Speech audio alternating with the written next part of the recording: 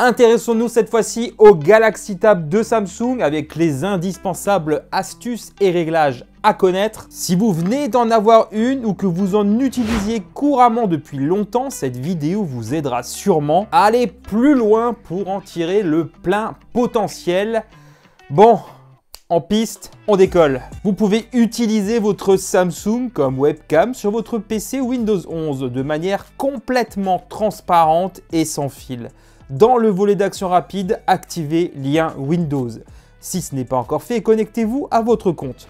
Ensuite, sur votre PC, lancez l'application mobile connectée. Connectez-vous au même compte. Ensuite, réalisez la synchronisation de votre tablette avec le PC en scannant le QR code qui sera affiché.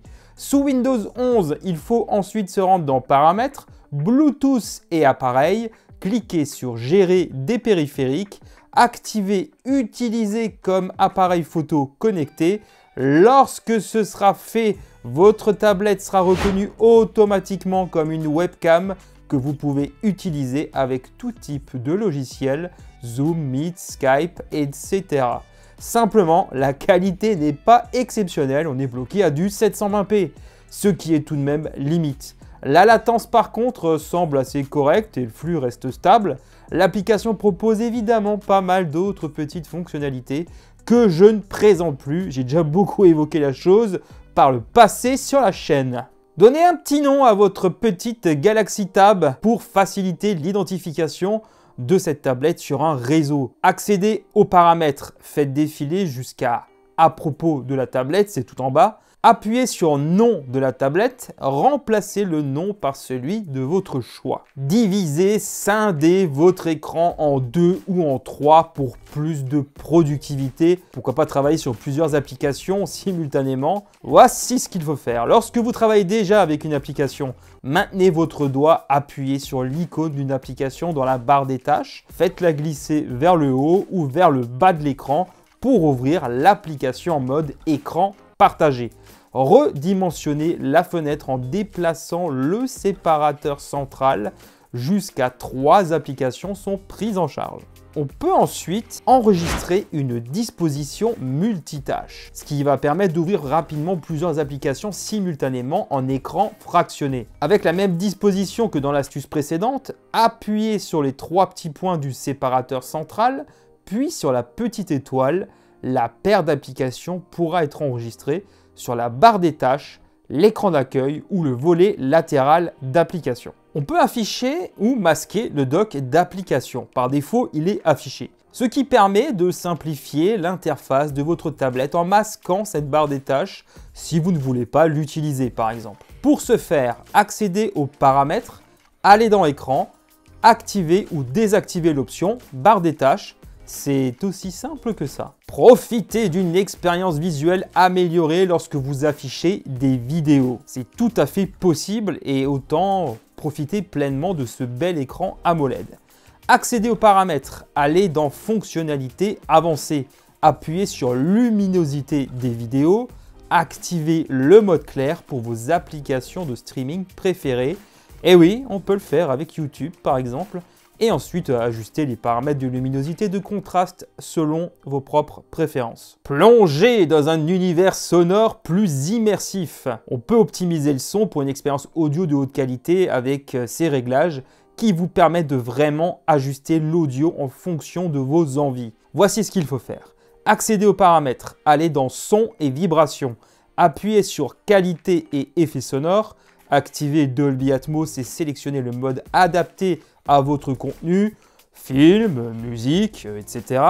Utilisez les options Boost de dialogue et normalisation du volume pour ajuster le son selon vos besoins. Samsung propose de réduire la fatigue oculaire pour un usage prolongé de la tablette. Ça aide vraiment, notamment en soirée, pour utiliser plus sereinement votre Galaxy Tab et limiter l'exposition à la lumière bleue notamment.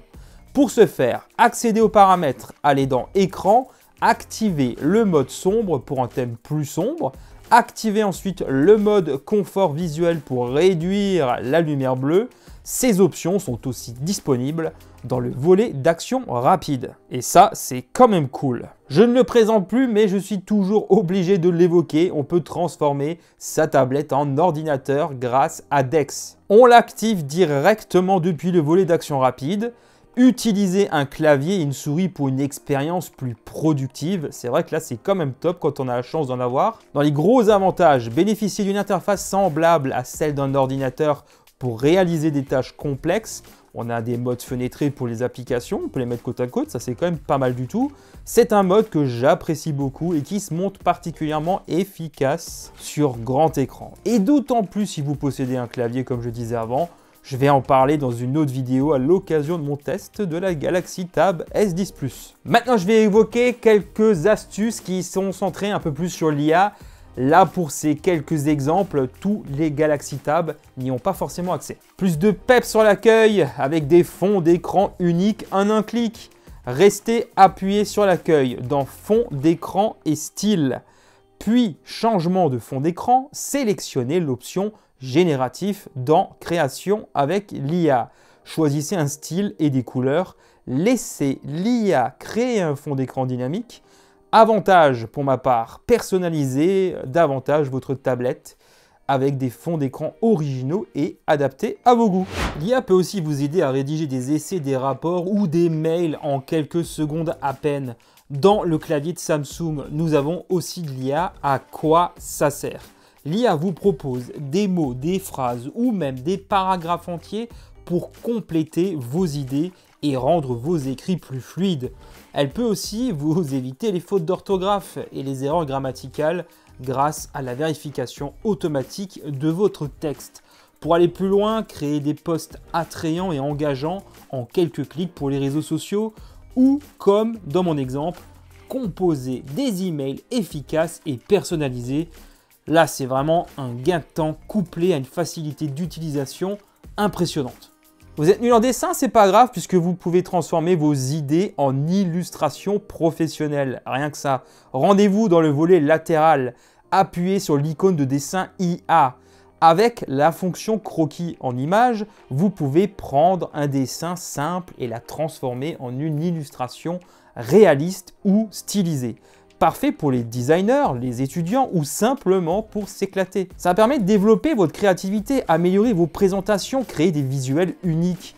Que l'on sache dessiner ou non, cela n'a aucune espèce d'importance puisque l'IA arrive assez facilement à déterminer vers où on souhaite aller. En plus, comme vous pouvez le voir à l'écran, les choix sont plutôt vastes, on a vraiment ce qu'il faut. Du côté des PDF, là aussi Samsung propose des choses assez sympas, que ce soit pour signer, commenter et remplir des PDF directement sur la tablette. L'application Samsung Note vous permet d'ouvrir, d'annoter, de signer des PDF. C'est idéal pour les étudiants, les pros et tous ceux qui souhaitent travailler avec des documents numériques. Il suffit d'appuyer sur cette petite icône-là pour pouvoir en modifier un. Ce qui est cool, une nouvelle fois, l'IA est là pour nous faire des résumés ou des traductions en cas de besoin. Et ça permet d'éliminer le besoin d'imprimer, améliorer votre organisation et gagner aussi en efficacité. Là-dessus, Samsung propose des fonctionnalités vraiment cool. Inutile d'installer une application tierce. Franchement, là, ça fait déjà largement le job. Transformez n'importe laquelle de vos photos en véritable œuvre d'art avec le studio portrait de Samsung que j'avais déjà eu l'occasion d'évoquer précédemment sur la chaîne. Dans la galerie photo de Samsung, choisissez une photo. Appuyez sur l'icône IA en haut à droite, puis sur Studio Portrait qui apparaît juste là. Le Studio Portrait de Samsung vous permet d'appliquer différents styles artistiques à vos photos, comme des croquis, des aquarelles ou des dessins animés. C'est un excellent moyen de personnaliser vos images. À quoi ça peut bien servir? Ça peut vous aider à créer des contenus visuels uniques pour les réseaux sociaux, personnaliser vos albums photos ou tout simplement le partager avec vos amis et votre famille. C'est fun et je trouve qu'il y a vraiment moyen de s'amuser un peu avec cette fonction. Partagez instantanément vos photos et vidéos entre votre téléphone et votre tablette, c'est possible. Sélectionnez des fichiers, appuyez sur partager, soit l'appareil apparaît dans la liste, sinon il faut appuyer sur Quick Share. Appuyez ensuite sur l'appareil de votre choix, cela va envoyer les fichiers sur les appareils concernés. Grâce à Quick Share, vous pouvez transférer des fichiers d'un appareil à l'autre en quelques secondes. C'est pratique pour continuer à travailler sur un projet où que vous soyez, et ce entre appareils Galaxy ou non. comme ici dans mon exemple, ça fonctionne nickel. Stop, je m'arrête là pour aujourd'hui. Je n'ai pas parlé du S Pen et de ses fonctionnalités, c'est un petit peu volontaire, puisque j'y reviendrai à l'occasion du test de la Galaxy Tab S10 Plus qui arrivera prochainement sur la chaîne. Naturellement, la plupart des astuces que je vous ai montrées dans cette vidéo sont aussi valables pour d'anciennes tablettes et aussi pour certains smartphones. Dites-moi pour vous quelles sont les meilleures astuces juste en bas dans les commentaires. Un grand merci d'avoir visionné cette vidéo jusqu'au bout. Comme d'habitude, n'hésitez pas à mettre un petit pouce pour me soutenir et de vous abonner pour ne pas rater mes prochaines vidéos en activant la petite cloche. Pour ma part, je vous retrouve très vite sur la chaîne et sur les autres réseaux sociaux où je suis présent. Les liens sont juste en bas en description. À très bientôt. Allez, ciao tout le monde.